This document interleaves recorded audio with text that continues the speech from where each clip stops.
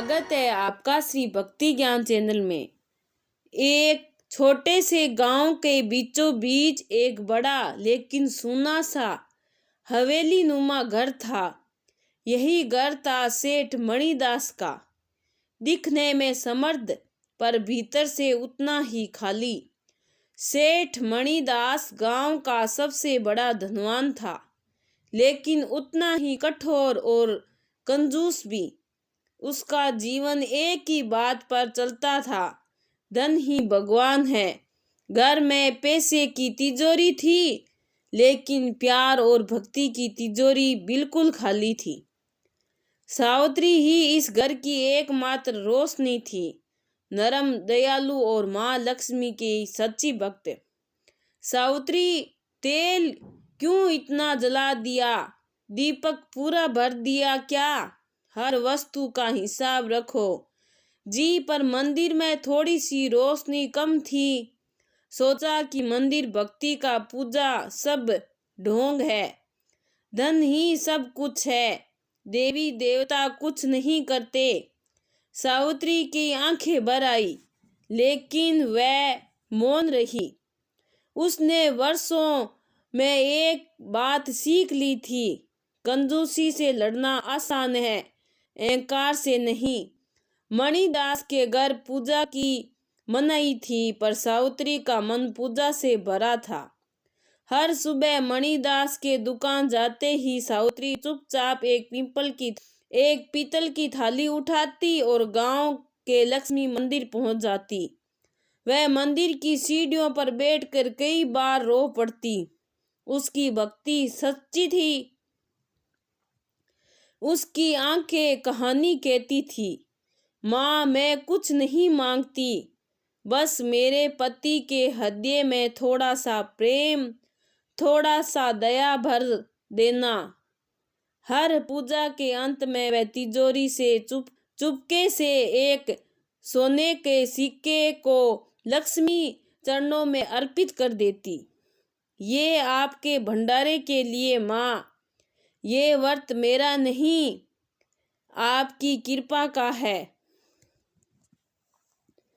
एक दिन शाम को मणिदास दुकान से लौट रहा था। तभी उसने देखा कि सावित्री मंदिर की तरफ जा रही है। शक उसके मन में एक जहरीले बीज की तरह उग गया। वो चुपचाप उसके पीछे पीछे चला। मंदिर में जाकर उसने देखा कि उसकी पत्नी रोते रोते एक सोने का सिक्का देवी के चरणों में चढ़ा रही है। अच्छा, तो ये हो रहा है मेरे घर में।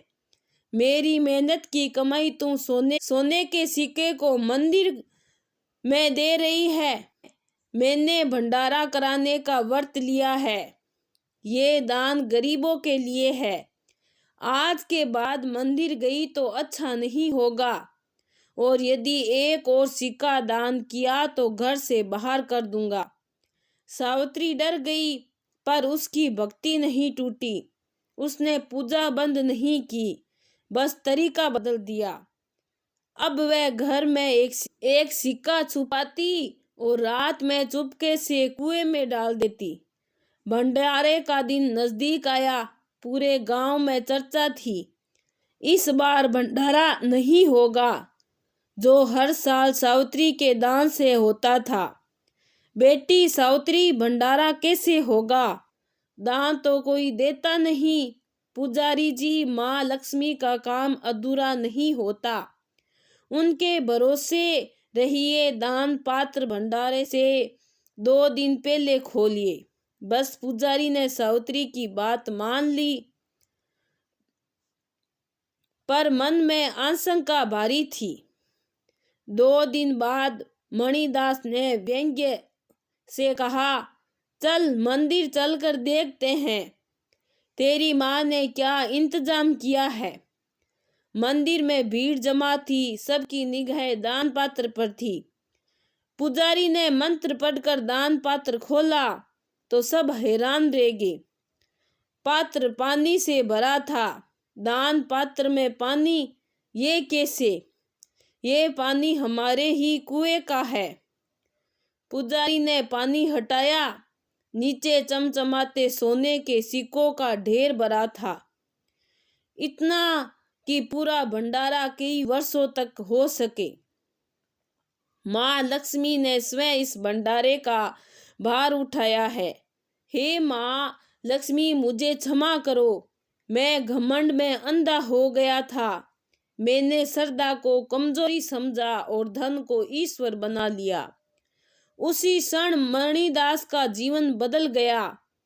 उस वर्ष भंडारा इतना भव्य हुआ कि पूरे गांव में ढोल के भजन और रोशनी की गूंजती आवाजें रात भर सुनाई देती रही।